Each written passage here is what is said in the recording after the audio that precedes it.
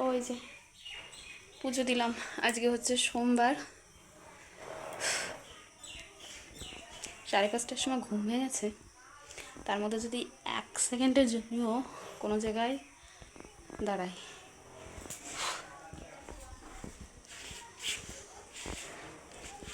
উঠে তো আগে ঘরের সমস্ত কিছু বের করলাম, থালা বাসন যা যা থাকে। তারপরে দেখলাম যে মা উঠছে না, মনে হয় শরীরটা একটু খারাপ লাগছে। তো যাকে ডাক তো আমি কোনোদিনই দিইনি, যত দেরি করেই উঠুক। এর আগেও যখন নতুন নতুন এই ঘরে এসেছে তখন অনেকবারও আর কি, বিয়ের আগে 8টা, একটু ঠান্ডা ঠান্ডা ছিল তো 8টা বেজে যেত। নতুন ঘর, ওই ঘরটা অন্ধকার হয়ে থাকতো, উনি বুঝতে পারতো না আর কি সকাল হয়ে গেছে। আমি কোনোদিনই ডাকিনি, একা একাই কাজ সারতাম। তো সেটা নিয়ে কোনো অভিযোগও নেই আমার। করতে হবে, কোনো কিছুই করতে বলা হয় না, কিন্তু মানুষ থাকলে কাজে লাগে, নিজে থেকে করে, সেটাই। তো যাই হোক, ঘর দোর ঝাড় দিয়ে উঠোনটা আগে ঝাড় দিয়েছি, তারপরে থালা বাসন মেজে জামা প্যান্ট ধুয়ে তারপরে আর কি ঘর টর ঝাড় দিয়ে মুছলাম। কারণ ওই গাড়িটা থাকে তো, অবশ্য তোমাদের দাদাভাইও উঠে যায় তাড়াতাড়ি মর্নিং স্কুলের জন্য। তো আর কি ঘর দোর মুছে স্নান করে পুজো দিয়ে আগে ভাতটা বসিয়ে দিয়ে গেছিলাম। ভেবেছিলাম ওই বাড়ি যাবো একটু মাকে দেখতে। মার হচ্ছে গ্যাসে অ্যাসিডিটি আর কি, এত পাম্প করেছে আর ওনার দাঁত মুখ জল লেগে যায়।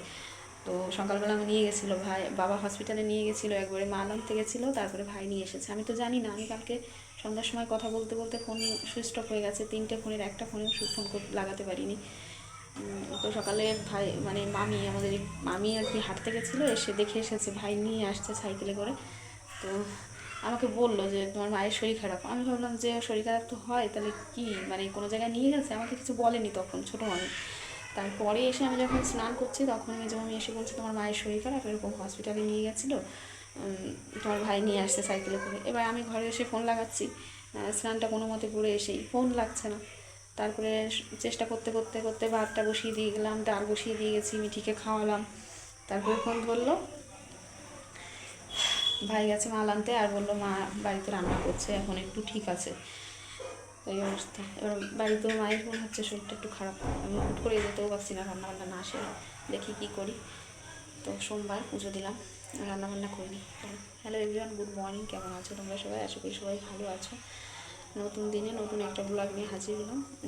কাজ বাজ গুছিয়ে নিই, চল পরে দেখা হচ্ছে, সারাদিনটা সঙ্গে থেকো। প্রতিদিন তোমাদের সঙ্গে এই বড় করেই আর কি ব্লগ শেয়ার করি, কিন্তু আজকের দিনটায় সেইভাবে আর করতে পারলাম না, একদম ছোট একটা ব্লগ শেয়ার করলাম। অ্যাকচুয়ালি মায়ের শরীর খারাপটা নিয়ে সারাদিনই মনটা খারাপ ছিল, যেতেও পারছিলাম না, কারণ বাড়িতেও শাশুড়ি মার শরীরটাও একটু খারাপ মনে হচ্ছিল, ঠান্ডা লেগেছে, গলা খুসখুস। তারপরে হচ্ছে গরমের জন্য, আর তারপরে আমার মেয়েটা এত বিরক্ত করছে না কয়দিন ধরে, এত চেঁচামেচি, এত কান্নাকাটি করছে, সেটা নিয়েও বাড়িতে অশান্তি লেগেই থাকে। সেই কারণে আমার একটু ইচ্ছে করেনি আজকে সারাদিন কোনো ভিডিও এডিট করতে। তো যাই হোক, সোমবারে রান্নাবান্না তো জানোই তোমরা, একটু চাপের থাকে, কারণ রান্নাবান্না বেশি, সেটার জন্য আলাদা রকমের চাপ। কিন্তু এই কী রান্না করব সেটা নিয়েই আমার মাথাটা একদম খারাপ হয়ে যায়। আমি বুঝতেই পারি না সোমবারে কী রান্না করব। যত যাই রান্না করি কারো পছন্দই হয় না, অথচ সোমবারের দিন নিরামিষ আমি কী রান্না করব বলো তো? তো যথারীতি ডাল, আলু পটলের তরকারি, আলু ভাজা করেছিলাম। আর তারপরে বিকালবেলার দিকে মাকে গেছিলাম দেখতে। আমি কোনো ভিডিও শ্যুট করিনি, আমার ইচ্ছেও করেনি। তো রাত্রেবেলা তোমাদের দাদাভাই ছাদে এসে বলল যে ড্রাগনের ফুলগুলো ফুটেছে। অ্যাকচুয়ালি ও জানে যে আমার মনটা খারাপ রয়েছে, তাই আর কি নিয়ে এলো আর কি, উপরে আসলো। তো সাথে আমিও একটু এসেছিলাম। সত্যি ফুলগুলো দেখে মনটা একটু ভালো হয়ে গেল। ড্রাগন গাছে কিন্তু অনেক ফুল ফুটেছিল, কিন্তু সব কড়িগুলো পড়ে গিয়ে এই 3-4টে মতো আছে, মনে হয় 5টা মতো আছে। তো যাই হোক, সেইগুলোই হচ্ছে। আর এদিকে দেখো, জুঁই ফুল গাছটাতে কিন্তু দারুণ সুন্দর ফুল হয়েছে। আর রাতের বেলা এই ফুলগুলো দেখতে এত ভালো লাগছিল, কি বলবো। মানে বলে না, ফুল থেকে সুন্দর আর কোনো জিনিস হয় না। ফুল দেখে সত্যিই মনটা ভালো হয়ে গেছিলো। তো যাই হোক, আর ওই শরীর খারাপটা তো লেগেই থাকে। বাবারও শরীর ভালো না, মায়েরও শরীর ভালো না।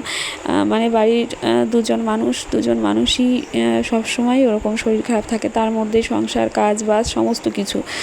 তো যাই হোক, ভাইয়ের ওপর চাপটা পড়ে, ওরই দেখতে হয়। আমি তো সবসময় যেতে পারিই না। তো যাই হোক, সবাই সুস্থ থাকুক, যেভাবেই যে থাকুক, যেখানেই থাকুক।